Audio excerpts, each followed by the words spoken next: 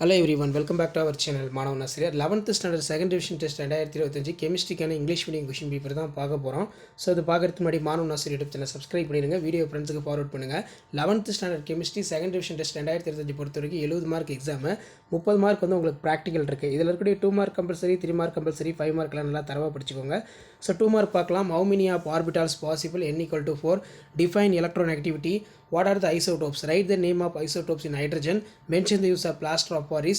State the Le-Chatelier principle. Define normality. Which bond is strong? Bi or sigma? Write a short note of கேட்டிருக்காங்க. Chlorination methane not possible in dark. Define equivalent mass. Define modern periodic law. What is water gas shift reaction? State the Boyle's law. What is osmosis? Define bond order. What is mean by homogeneous series?